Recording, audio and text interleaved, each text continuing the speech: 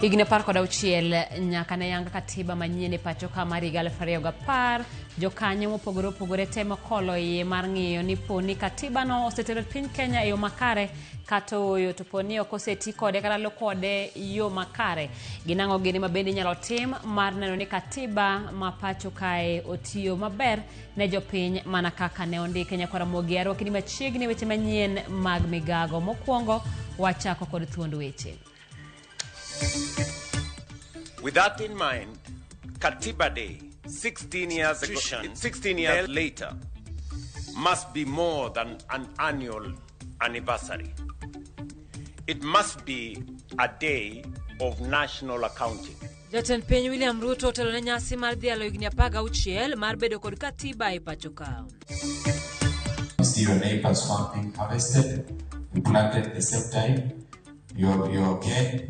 His is harvested, yours is not, because the free government says. Board mochung' ne sukari e pacho ka ochiwo chik ne kembe sukari mondo chul gope jopur e thuolo mar ndalo 7 ma ok okalo. Kwayo sirikandwa mondo golnwa taka ni kae, taka ni hinyowa. Johala kod jodak e boma Migori ywak ni kuonde ma ichoke taka e boma ma Migori oket machiegni kod kuonde timo ohala.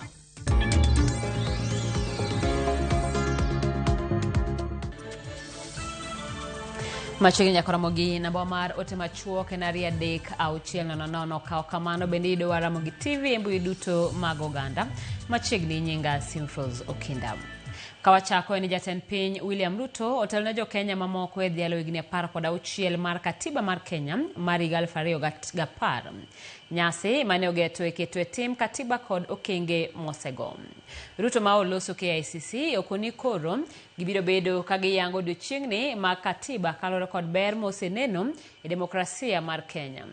Ruto koni mise kod sigingi mag katiba mosegur gin gik manyaka nyama kare ni mar gichiwo lwasi mar bugo kendo dongo mar katiba matayo piny. Ruto koni katiba marito ratich jopiny kod kaka irito donjruok kod ratiro owinjore rangi kendo loso kuonde mahinyo oganda.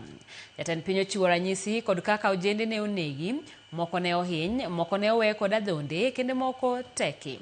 Gino mowinjore okedgo motegno. With that in mind, Katiba Day, 16 years later, must be more than an annual anniversary. It must be a day of national accounting. We must take a collective pause and reflect on a few critical questions.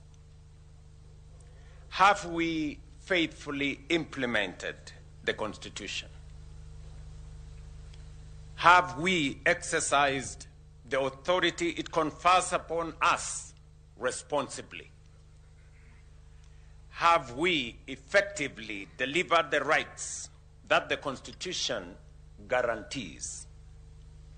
And have our institutions fully honored the purposes for which they were established? Kaporo antire weche ma katiba ene jokedira tich oganda obago romo e karomo ma Jivanjibo ma Nairobi mar dhialo higni 16 mar katiba. E romo ne ma olalruokie moloyo en bedo ni jotelo ma pacho ka osebedo ka thiro ratiro ma ichiwo kod katiba e ng'anyo kod golo paro maonge akweda. Makalore kod jokedira tich oganda ma koni piny owacho osebedo ka kedo kodgi e kinde ma samoro gigo ma gikedo negi gin makonyo ngima jopiny.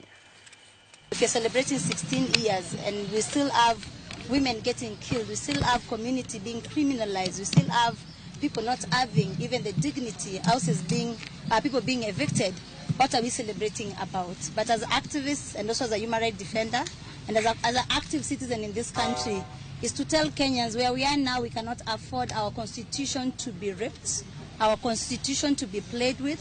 We must protect. And we must safeguard, and especially also to the young people like myself.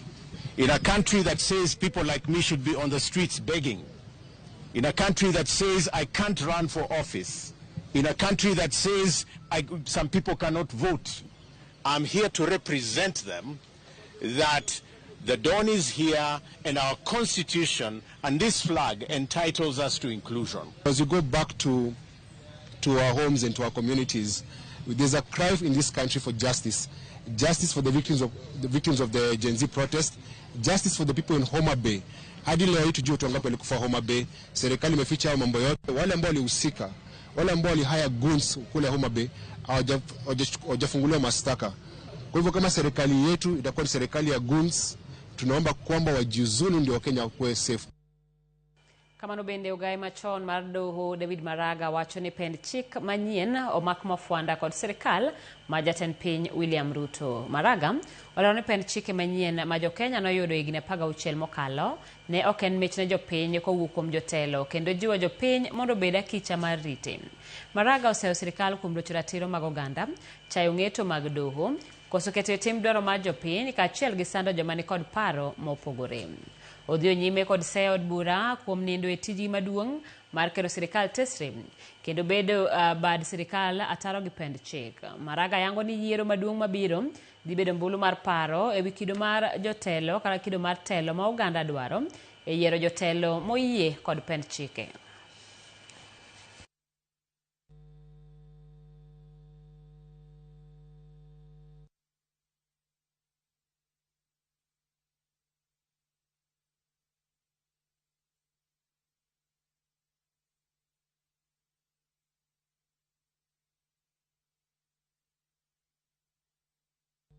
Kopogore gi mano ni jatend duond bura mar DCP Rigathi Gachagua wacho ni kweth makero sirikal tesre onge rikni mar lando jal mabiro ting'o bendera margi e ng'wera kom tend piny ma yiero mabiro.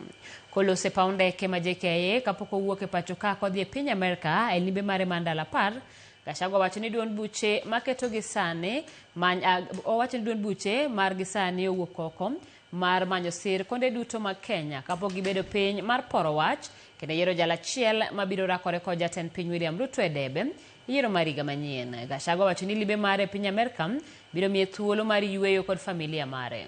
Obiro limo gwenge mopogore kamoriwo Dallas, Kansas, Oregon kod Boston e kind gwenge mamoko kama bende obiro romo kod jo Kenya modak Amerka. As I leave the country, I've heard the president say that he'll take charge of dealing with goons. I'm very happy because the last time I was in the States when I came back, Kipchumba Murkomen had organized goons to rain terror on me and my supporters here in Nairobi. And now that the president has said that he'll take care of goons in person, I trust now it will be done because he's the president. And if it does not happen, then it means he's the one behind the goons, or he must resign as President of the Republic of Kenya because he has given a commitment to the people of Kenya after goons rain terror in his own meeting. And I don't know why Murkomen did not advise him not to go where goons are, because the other day he said once you know there are goons, you shouldn't go there. Mbalariany mag piny owacho dhi nyime kod rwako jopuonjre ma higa mokwongo kata bed ne pod nitie midhiero e moko kuom mbalariany go. Mbalariany ma Eldoret mowinjo rwak jopuonjre ma 8,000 ni mana kod kuonde nindo manyalo ting'o jopuonjre 2,000 kaka jalup Chancellor Thomas Cheriot kone jopuonjre ma osedonjo e skunde owinjore kendo rit mondo okal chik mabiro negi yudo omenda mar somo kod mag dak e kinde ma ginie skul. Don't agree to disagree honorably. Teresa Mandela Marsabit. Okay, how many? We are moving from the student-centered funding to universal funding. That will only affect the first-year students. The continuing students will remain in the student-centered funding model. In the current funding scenario, the government is working on modalities. We are asking our students to just register and go to class. Of course, they will meet some accommodation costs, and so it is true that we are only able to accommodate slightly over 2,000. We have worked with, we have an association with the landlords that we've been meeting to ensure that our students have a smooth, they are able to access those rented spaces affordably and without exploitation, even dealing with other issues of security and everything. But the government is also working on putting up an affordable housing units in the university.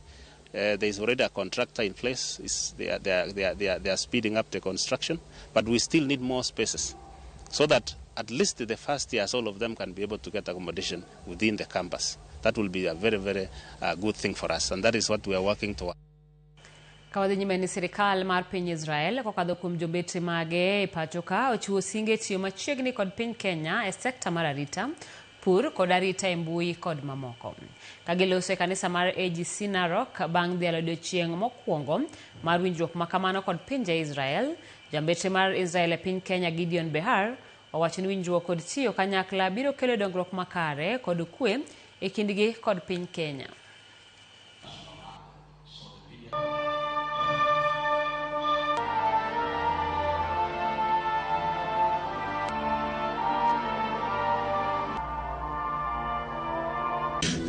Between Kenya and Israel, there are excellent relationship, historical relationship, biblical relationship, and we want to develop them in every area possible, whether it's agriculture or water or security or cyber security, education, health, etc.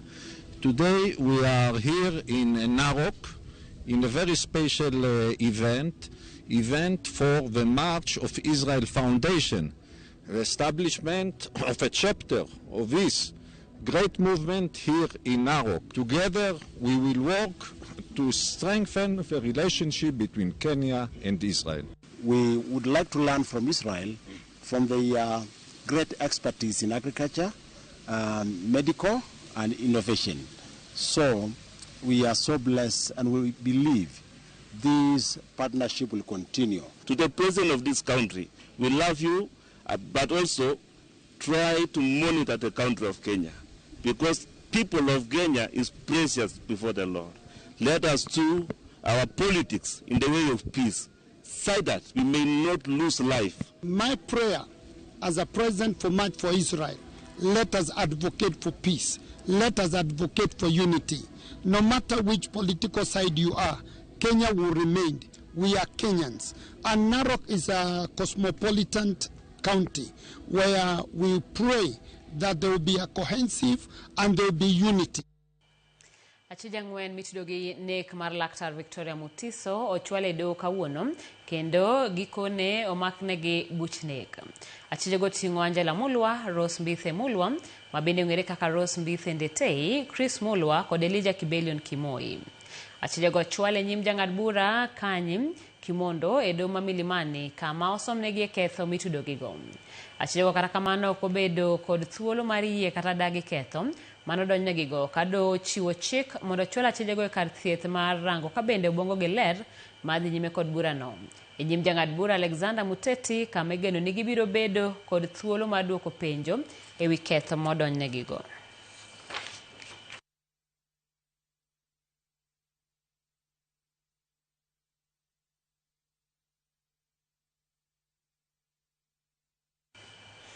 Komachielo en ni johala kod jodak e boma Migori ywak ni kuonde ma ichoke taka e boma Migori oket machiegni kod kuonde timo ohala kod kuonde ma oganda odake, gino makoro keto gi kama ng'ao mar gamo tuoche. Ripota mar George Juma otwako johala go madwa ni tend kaunti omany kaka resogi. Bedo ni moko kuonde go ma ichoke taka boma Migori tiende machiegni kod kuonde ma itime ohala kaachiel kod kuonde ma oganda odake osebiro ka kelo ng'ur e kinde ka kinde. Kalwe ko jola ka chiel kod mokum yudak e boma Migori mokum kuonde gi ma ichoke taka boma Migori kakoro poko tergi e kuonde monego bedni witogie ka okinde malo kata dweche 2 kata kakoro poko gol. Bedo ni kuonde gi ma ichoke taka koro ket machiegni kod mokum kuonde go moganda time ohala kaachiel kod kuonde moganda odake giski oluoro ne oganda ni dekoro gi gam tuoche. Kwayo sirikandwa mondo golnwa taka ni kae, taka ni hinyowa. Kaka an aja biashara atedo chips kae to wan gotel. Wainyore kendo wainyore mang'eny. Customer ringo te to biashara ni gimoro amora e school fee e chiemo. Nwakwayo chilo, wan jogi nwagoni kura, timnwa ono. To kae onywandore, koro nwakwayo sirikal. Yie modi bigolnwa taka ni wasebedo godo for 5 months. Customer ok nyal biro, wan gi nyithinde dhot ma wapuonjo, wan gi school fee. Nyithindo gi dwaro chiemo, nyithindo gi dwaro ni mondo rwakre. Koro sirkandwa wakwayi ni kiyie bigolnwa taka ni hinyowa. Moko kuom johala e boma Migori ywak ni bedo ni kuonde ma ichoke taka gi koro ket machiegni kod kuondego mag itimo ohendnigi. Koro osemiyo kata moko kuom jonyiewo koro we nyiewo kuomgi nikech alwora ma ochido. Customers kata manyalo donjo ka koro onge. Waselalo pesa ka modhuro maromo 100,000 kaluwore godumbwa makethore kae. Akwayo niya, ukonywa mondo ugolnwa taka gi kae. Sani taka gi nigi 5 months kae. Ne uru jogi osu girane taka ne kapok koth ochwe mar El Nino. Nekes ka koth obiro ka mar El Nino to pigni te odhi onyinjo to pigno te odhi aora Migori. To aora Migori ma jopiny sani tiyo godo nekes pi olal Migori County ka to pigno be ma ji modho. Waneno ka tuoche machalo kipindupindu, tuoche mag ameba, mag diep dhi goyo japiny. Tunahofia na ugonjwa ambayo inaletwa na takataka kama kipindupindu. Maana chakula ziko hapa, wateja wanakula hapa, na inzi inatoka hapa kwa takataka ikikuja kwa chakula zetu. Serikali tusaidie tafadhali. Jodak ma Migori ywak ni migawo mochung'ne alwora e kaunti ma Migori kod migepe mamoko oserem keto okenge makare mar neno ni ler koro bedo kinde ka kinde, to ahinya neno ni kuondego ma ichoke taka ka koro pok otergi e kuonde mane bende wete taka gi koro ber kigolo taka kuondego e kinde ka kinde. Holding size gi mamoko bende gero gi jomoko mwakia. Oger gi ma very shoddy. Sani kidhi kata yudo ka holding site manitie chiro ka omukore. Kiwita takataka to takataka pukore. Sani takataka osaenea nyaka dukni ma ji time wala. Kumora nyaka kuonde ma ji time wala. Otende gi gimoro amora. E dwoko mar apisa maduong' e migawo malwore e kaunti Migori Dalmas Odero wach ni chenro mar golo taka gi dhi nyime ka nyaka sani gisetieko golo taka mayande ne okunore e boma Marongo ka chenro mar golo mag boma Migori bende koro dhi nyime.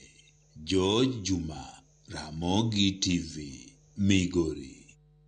Erokamano ya George Juma. Wadhi nyime ka jopur ma pacho ka ojiw mondo miyo rang makare jogo madegier yiero kaka jokanyo mag board mar jopur niang'. Mabiro e kinde ma yiero mar jokanyo mag board mar jopur niang' medo mako mach ka jopur onyis ni nyaka giyier jogo madewogi kendo marango dwachgi. Edo mano kelo kanyakla jopur mawuok e gwenge ma imbo mar Kenya oyango ni jopur ni kod dwaro mathoth koriwo dwaro mar chudo makare kod tieko tim mar nyiewo sukari kowuok e kembe manie pinje mamoko.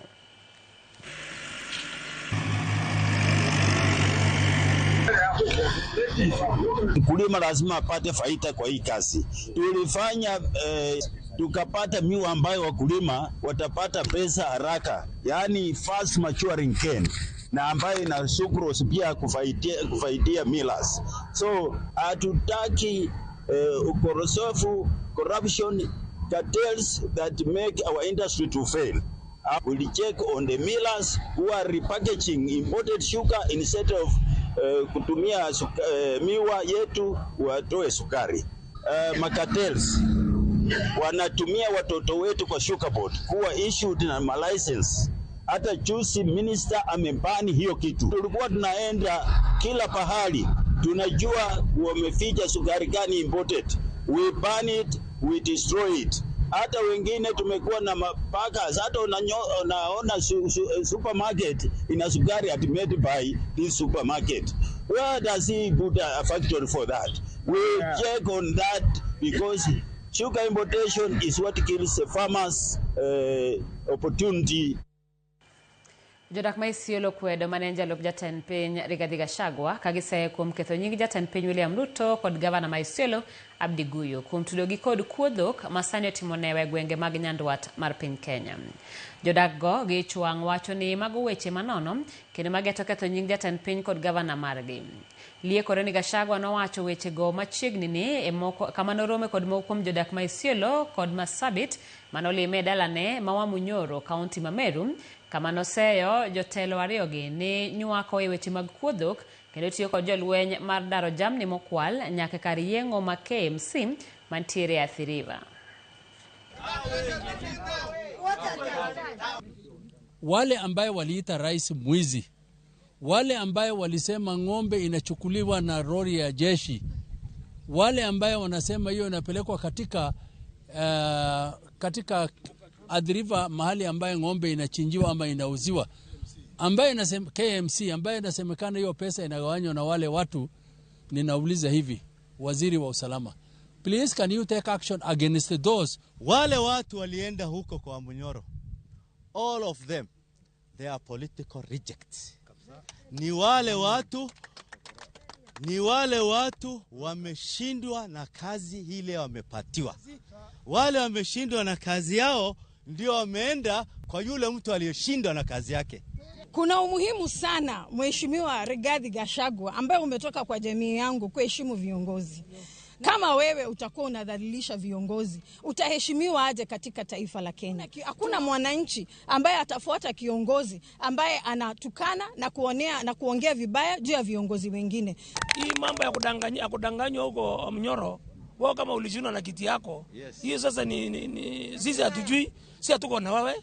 Wao ulipoteza kiti yako kwa maringo, kwa mambo yako, shauri yako. Wewe ukikuja huyo ni mwizi. Waachana na wauaji. Hawa polisi hawalipi.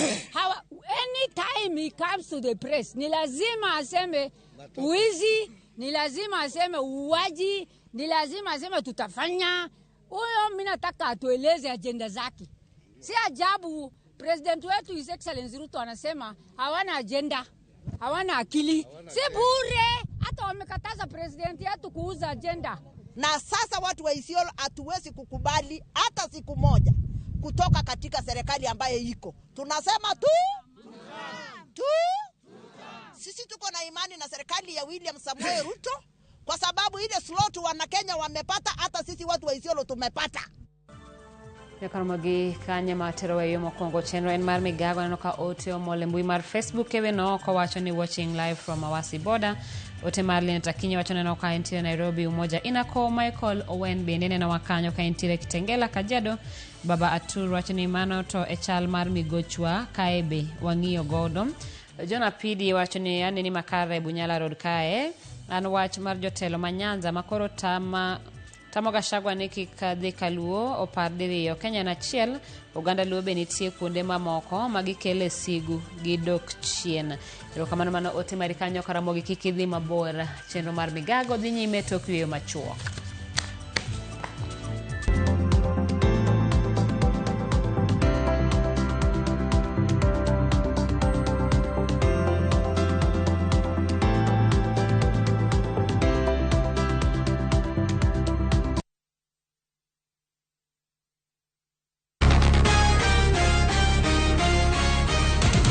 Every day something important is happening somewhere in Kenya. From church services that bring people together to concerts that keep us entertained. From leaders addressing the nation to political rallies across the country. Ni maendeleo ndio itabadilisha maisha yenu. Fika kwa Pope akumwombee upunguze uongo. Tunaingia settles na matendo. Parliament and Senate debating the issues that shape our future. What's the point of order? The biggest moments all streaming live on Viusasa. Be there wherever the story unfolds. Wewe nani? Hii utaionea Viusasa. And that is not negotiable. Download Viusasa today and start watching for free.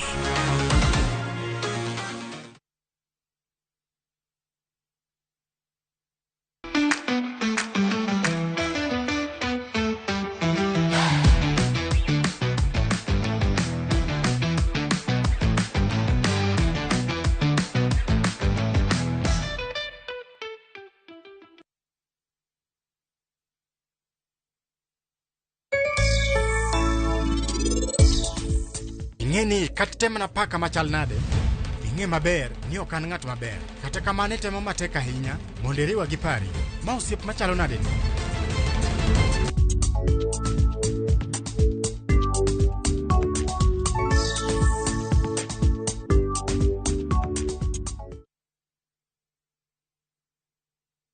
Kinde mar uso maduong' midendo ni Royal Mabati Mega Seal ochopo. Tikod steel trusses, studs and channel e keto ceiling, decatile ego witado kod garage e umo Royal Canopy. Bende wakelo ni box kod corrugated profile, brick tile, euro tile, roman tile kod mwandu mago witado ne gedo mari. Ne mathot, you are told en mar 0722 638383 etimo oda mari. Parini wakelo mwandu mainyo kodwa nonu maonge chudo. Royal Mabati Factory, roof ni Royal.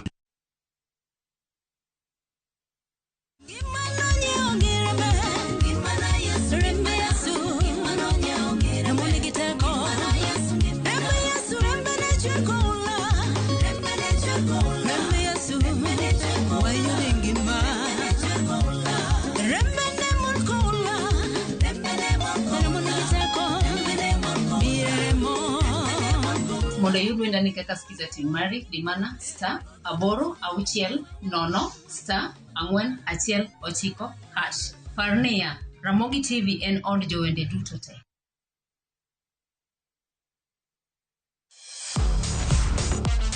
Ne thuolo mar yudo weche tuke duto nyaka mopondo. Mbaka makende mag jotugo kendo mag jomolony weche tuke. Can you believe it? Magite yudore chenro mar pautuke. The 4.84 kilometers. Nonro matut kod gigo matimre manyien mag tuke duto mawuok e piny mangima. Tudri kodwa ngeso ka ngeso Ramogi TV. Kochakore saa 8 odiechieng' ka wami gik motimore pautuke.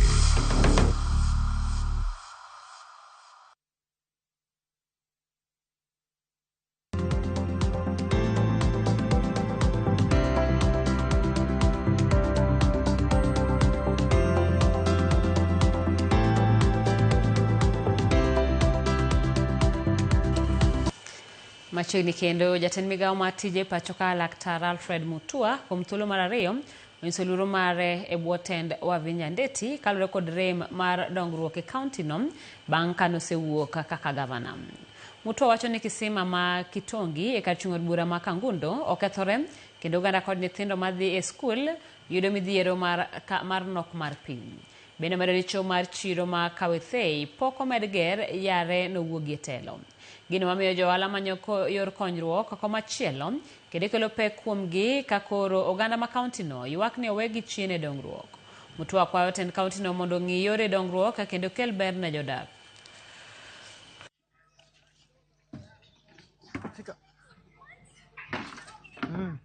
So mimi nitauliza gavana Wavinya na serikali yake waturuhusu, hataki kuingilia serikali yao, waturuhusu kama sisi tukuja hapa tufungulie watu choo na tuwekee maji na tuwatengenezee. Sababu wameshindwa. How can my grandmother here?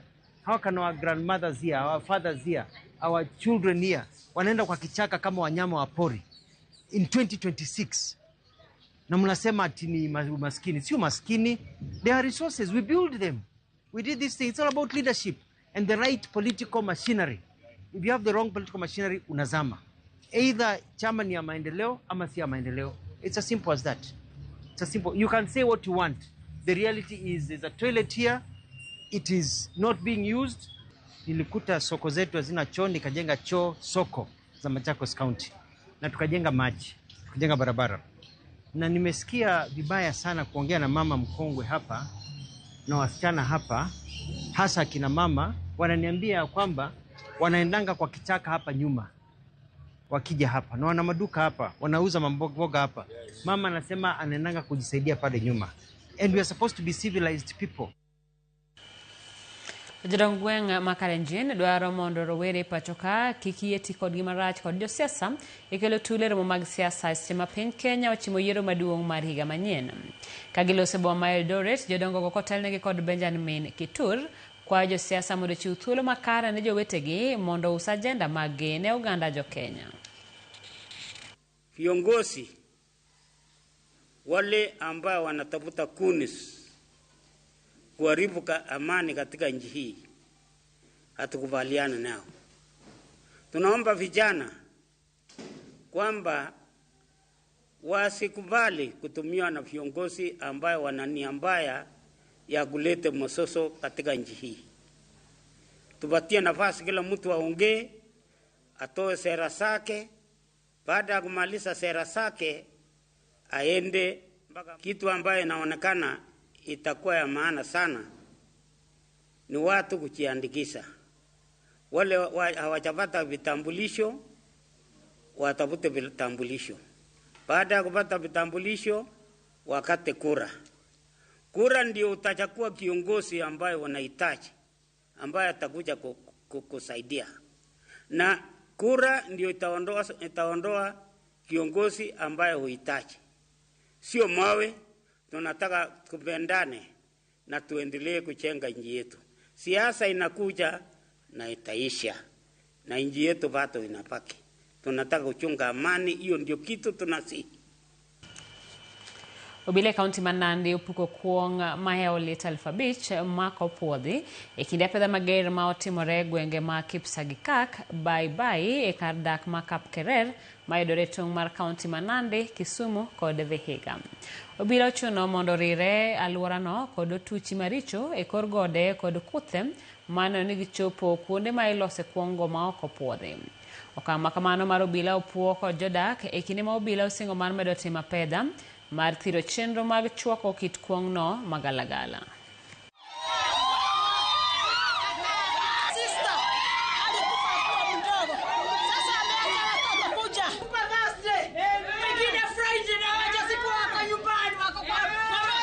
Tumechoka. Wananchi watachoka, na wacha nikuambie, sio ati wananchi watachukua hatua, wameanza. Hii imeanza leo, kesho wasipotufungulia hapa tumwage hiyo pombe, tunaleta hiyo mwili ya huo mtoto kwa polisi, sababu tumechoka. Hii pombe haramu ilimwagwa hapa kwetu tu. Kwa nini hapa kwetu tu watu watakuwa nakufa? I revoke every license now, kwa sababu hakuna biashara imeshida uhai. Every license in Kingero sisi tunasema ikue cancelled, na isipokuwa cancelled tutaandamana zaidi. Hatutakubali tena watoto wetu waendelee kukufa na sisi tunanyamaza tu. Ni kama wenye Kingero tulijisahau, lakini kuna watu wanafaidika na hizi biashara. Wenye kuuza pombe si wa hapa, na wenye manyumba waambiwe wakomboresha biashara zingine. Hatutaki pombe, wenye manyumba wakomboresha biashara zingine, sababu ndio wana entertain hivi. Huyu kijana alikufia kwa hii club. The time alikuwa amependa breakfast, alikuwa amefikiria amekufia huku ndani. Hakuwa uhai. Sasa what we want as people of Kingero, as mothers of Kingero, we want justice. From now onwards, we want justice. Pogruok e paro mienjo e duol mar riwruog jodongo mag jo Akamba tok moko kuom jodongo sayo ten duolno kuom bago rombe maonge tiendgi. Jagoro mar duolno Pius Mwaka kaloso Wamunyu kaunti ma Machakos oketo to e timbe mag jakom mar duolno Boniface Kilonzo mawacho ni mawacho sama rombe onego obedie kata chor nyime. Gichiwo ranyisi e gwenge ma Kitui kama nochunogi gi sa jakom mondo we romo mano chiki kod jatend migawo mar tije sirikal Geoffrey Ruku odhi nyime kanoreko chano mar bayo burano. Tulikuwa tukiendelea vizuri. Only a few days when after our meetings with the special programs minister, hapo ndio inaonekana sasa, kwa maana tungeitwa tujua tuulizane ilianzaje, iliendeleaje na ilimalizikaje. Na hapo tukiwa na shida nyingine, ikiwa kuna shida tukapange mkutano mwingine. Na huo ikiwa ni mkutano tunapanga, naona kwa maoni yangu ni heri watu kuongea pamoja, wajue mkutano tarehe fulani na wajue agenda za day itakuwa hii na ile. Sisi hatuna ukombi na mwanasiasa yoyote. Sisi ni clans, na kazi yetu ni kuongoza clan. Kama ni mtu ako na mipango yake ya kisiasa, hiyo ni yake. Hatuna utu na mtu yoyote. Kuwe kuna nani, sisi hatujui. Ila tu chairman yakuje mbele yetu, tuketi, tusungumuze pamoja, tuone maana ya mkutano wa tarehe 2.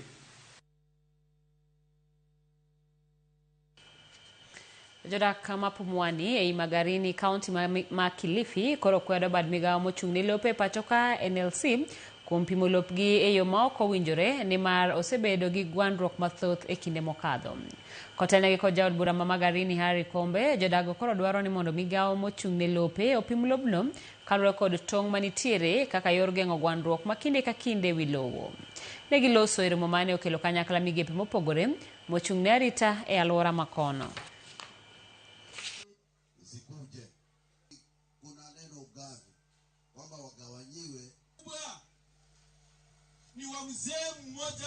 My question is, wale waliokuja hata kama ni wa county government, lakini si tunaitambua county government kama serikali. Na yule DC aliyekuja wakati ule ile exercise before haijafanyika alikuwa ni DCC kama yule alikuja juzi hapa.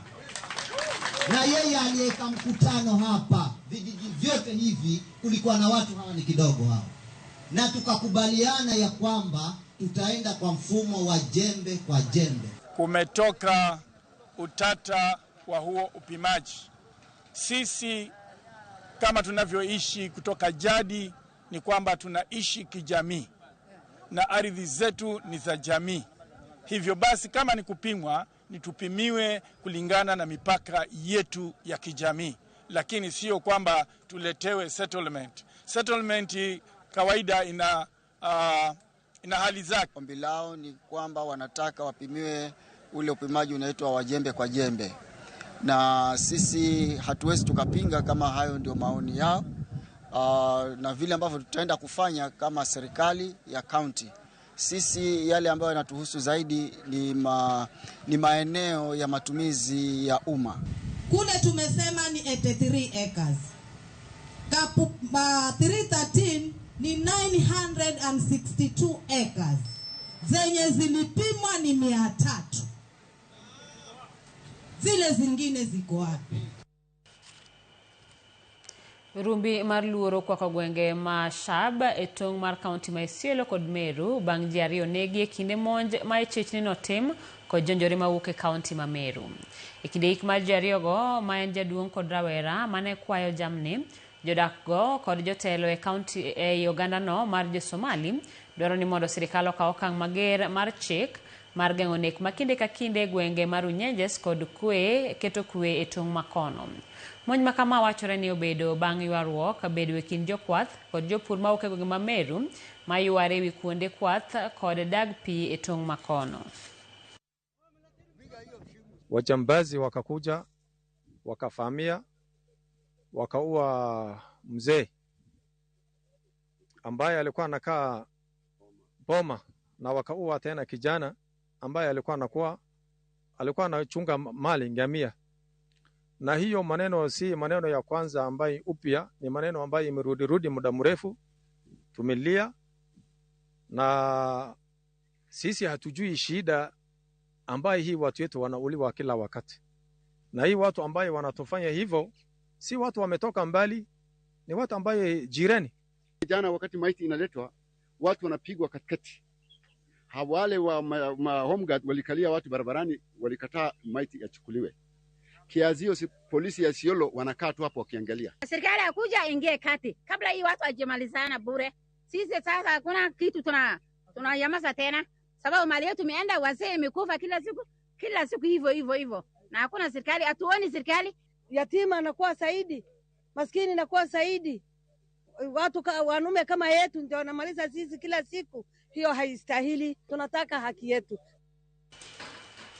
Doho Machakos omiyo bad obila makedo kod ndicho mar oganda ndalo abiriyo mar chwalo negi kar neno e doho ewi kama jo ohala Jimmy Mutava ntiere.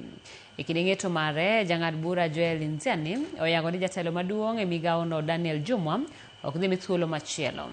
Jang'ad bura nowacho ni jatelo no onyiso doho ni onge kod neno moromo mar yango ni ja ohala no mawuok Mlolongo nitiere lwet obila. Mutava nodhi e kar dak ma Mlolongo tarik 27 dwe mar 7 higani, ka burano igeno winj kendo tarik 3 dwe mar 9. My lady, Jimmy Mutava was taken away from the hand of the OCS Mlolongo police station. If he was not taken away, he was handed over by the said OCS, either to the abductors or to the police officers. But in this case, we believe he was handed over to the junior police officers or senior police officers by the OCS. My lady, the victim was abducted by armed and hooded persons. forced into a vehicle and taken away. He has not been seen since. His phone was switched off and remains off. I will reluctantly grant the investigators a further 7 days to finalize on the investigations, prepare and file a report of their findings. The said report is to be served upon all the affected parties. No more time will be extended. Piny owacho yango ni onge chik moro amora ma opuodhi od bura ma yie ni imiyo jood bura oboke mag ndiko jopuonj tich e pacho ka. Wach ma kama biro tok weche mane owach kod spika mar od bura mamalo Moses Wetangula malieko ni jood bura uso barupe mag TSC e ka gimi joma manyo tich. Jawach elo sirikal Charles Owino wacho ni sirikal onge kod chenro makamago. Nyakidi ni kod ler. Kuna wabunge wetu wengine na wapeleka kwa rais, anawapatia kila mtu barua kumi za walimu, unasikia wameuza. Sasa kama mtu hajiwezi, wewe ni night nurse vile huyo mama alisema, na unamuuliza 1400 umpe barua ya walimu apatie mtoto yake, hiyo pesa atatoa wapi? That is immoral, na hatuwezi kukubali uongozi kama huo. Mano e kaka spika mar od bura Moses Wetangula nyoloso e romo moro e gwenge ma Imbo mar Kenya. Romo manyo yange ni jo od bura imiyo oboke mag ndiko jopuonj tich. Kata kamano, oboke makamago Wetangula nyoywago ni uso ne oganda e nengo mamalo. E twak mare kod jofwambo nyaka ne okawo apisi kaka jawach e lo sirkal Charles Owino wacho ni onge chik ma opuodhi e od bura machiwo thuolo mar miyo jo od bura oboke mag ndiko jopuonj tich. Sijafahamu kama kuna sheria katika bunge inaruhusu wanabunge kupewa cheti ya kuandika vijana katika kazi ya walimu. Kata kamano, olero ni spika Moses Wetangula ni kod ting kendo ni kama kare mar chiwo ler ewi wachno. Itakuwa muhimu ye mwenyewe akijibu kwa sababu spika ni ana kazi kubwa sana katika nchi. Unajua parliament ni arm ingine ya serikali.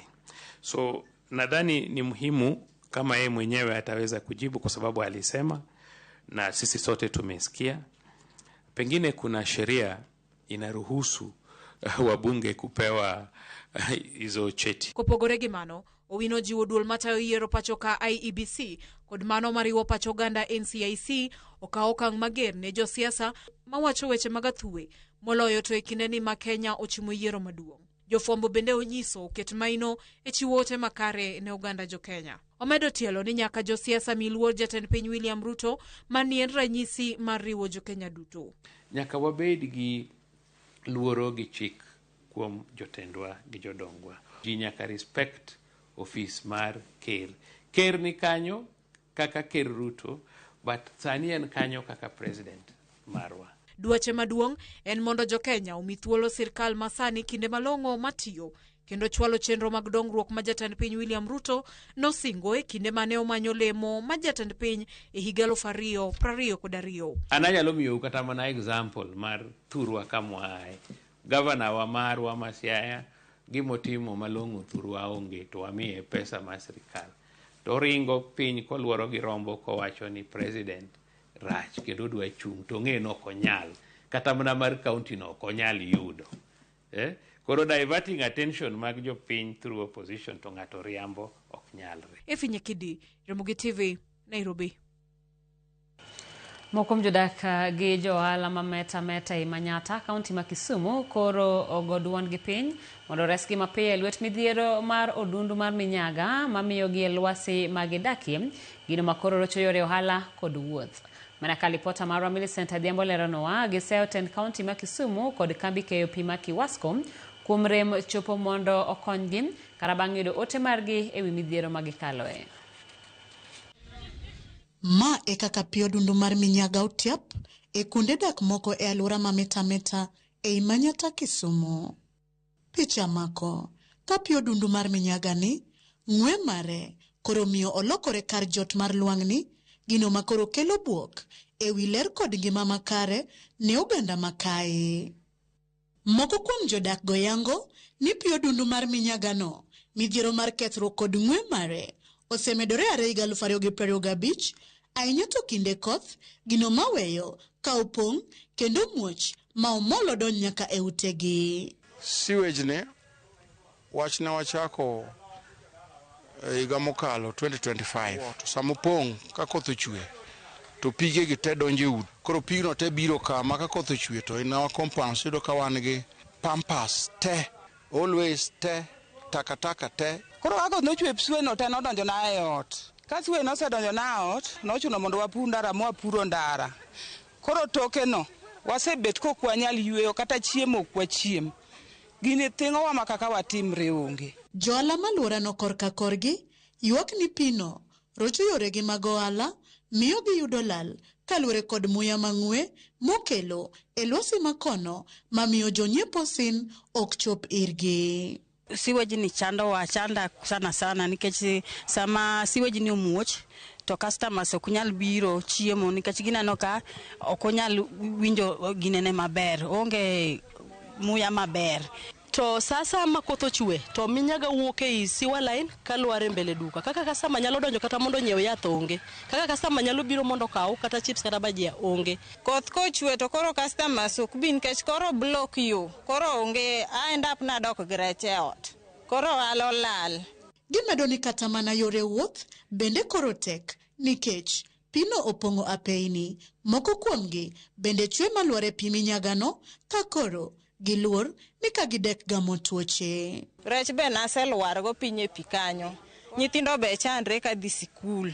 Wan gi nyithindo matindo to tuoche nyalo mako nyithindo matindo go kaka wako nyithindo bende onge. Takataka maka gilwang'ni mantiere ka dhi kuondego to ji biro yudo tuoche.